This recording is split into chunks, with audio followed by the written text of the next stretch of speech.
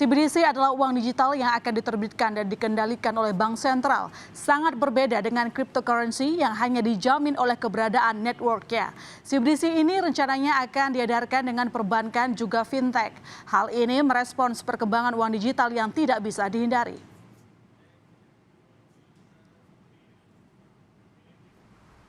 Tidak hanya Bank Indonesia, People's Bank of China (PBOC) bahkan sudah lebih dulu menerbitkan CBDC mereka atau lebih dikenal dengan Digital Currency Electronic Payment (DCEP). Sekali lagi saudara, CBDC adalah mata uang digital yang diterbitkan oleh bank sentral.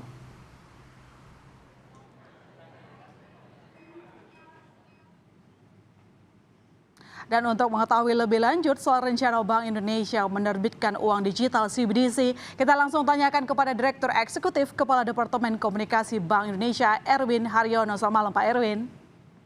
Malam Ilona, sehat. Sehat Pak, semoga Bapak juga sehat selalu. Pak Erwin, ini kita berencana akan mengeluarkan uang digital CBDC. Sampai sejauh mana nih sudah detailnya? Sebetulnya sudah bertahun-tahun kita melakukan penelitian ini untuk persiapan karena detailnya sangat banyak. Ada beberapa pilihan desain, pilihan teknologi, pilihan distribusi dan sebagainya. Jadi sudah bertahun-tahun ini. Tetapi ini tidak bermaksud, BI tidak bermaksud untuk mengatakan segera kita akan menerbitkan CBDC. Tapi persiapan-persiapan ke arah sana sudah dilakukan.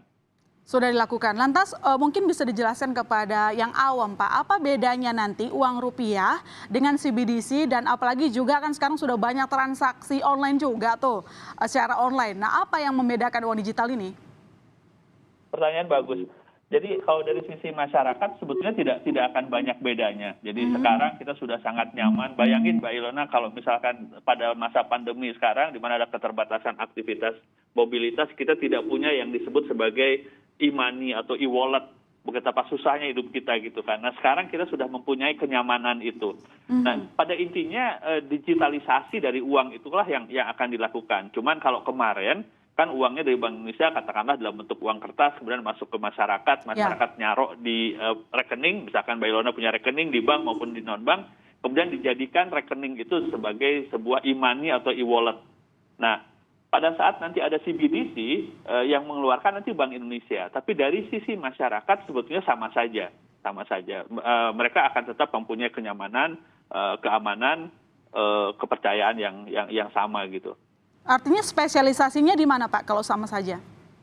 Kalau jadi begini, mungkin saya harus jelaskan konteksnya yang sekarang. Jadi sejak 2019 Bank Indonesia sangat aktif mendorong digitalisasi ekonomi dan keuangan khususnya melalui sistem pembayaran.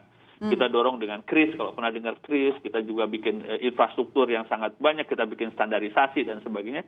Dan to some extent itu sudah sangat berhasil. Sekarang kalau kita lihat statistik dari e-money misalkan, itu berkembang sangat cepat, bahkan pada saat pandemi gitu. Nah, tetapi untuk mengantisipasi digitalisasi yang berkembang lebih lanjut, maka kami siapkan juga yang disebut sebagai CBDC tadi itu. Tetapi sekarang Bank Indonesia masih akan berkonsentrasi kepada implementasi dari yang kami sebut sebagai blueprint sistem pembayaran 2025 yang sudah cukup lengkap sebetulnya. Nah, tetapi nanti apabila dorongan semacam itu semakin kuat dan karena itu membutuhkan teknologi, membutuhkan desain yang sangat detail, kita sudah siap gitu.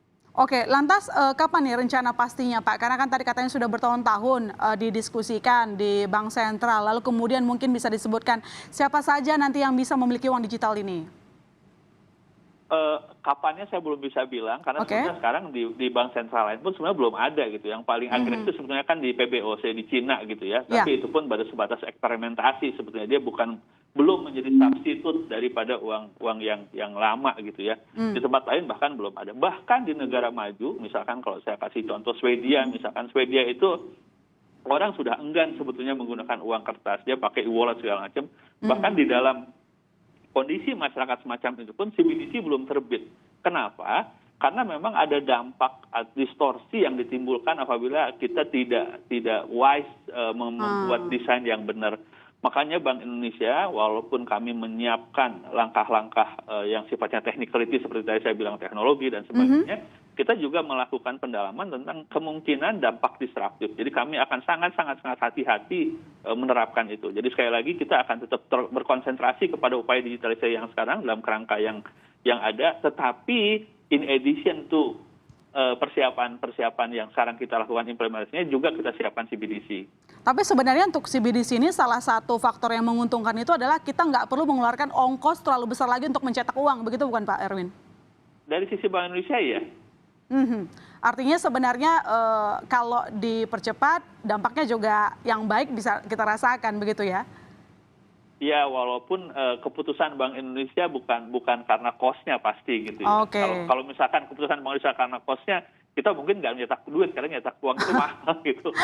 Bukan itu, tapi bagaimana kemudian itu bisa digunakan masyarakat, bisa digunakan sebagai oli di dalam mesin perekonomian yang sekarang bekerja. Nah, kita lihat apabila tingkat digitalisasi dari ekonomi itu sudah sedemikian tinggi dan membutuhkan oli yang baru dalam bentuk central bank digital currency, baru kita masukkan. Oke, Pak, dengan adanya CBDC ini, saya tahu ini kan kesepakatan Bank Sentral Dunia juga gitu. Apakah ini merupakan bentuk respon karena semakin tingginya pamor dari Bitcoin? Sebetulnya iya. Jadi ini muncul sebagai respon. Jadi sebetulnya bahkan sebelum sekarang pun waktu pas Bitcoin muncul, terus kemudian kemarin kalau Mbak Rizana ingat Facebook juga mau bikin currency juga yang mereka sebut sebagai Libra gitu. Pertanyaannya sekarang ketimbang ada lembaga lain di luar Bank Sentral yang mengeluarkan itu, kenapa nggak Bank Sentral saja kalau emang masyarakat membutuhkan itu, ya kan? Karena pada saat dia diterbitkan oleh Bank Sentral, dia punya the whole economy untuk membackup uang yang dikeluarkan. Berbeda misalkan tadi dengan Bitcoin misalkan, walaupun sekarang sangat marak sebagai alat investasi, karena dia tidak punya underlying-nya, ya dia berfluktuasi gitu. Nah makanya tepat sekali tadi pertanyaannya sebagai respons dari kemunculan cryptocurrency tadi itu. Oke, itu makanya Bank Indonesia saat ini tengah menggodok CBDC versinya kita sendiri.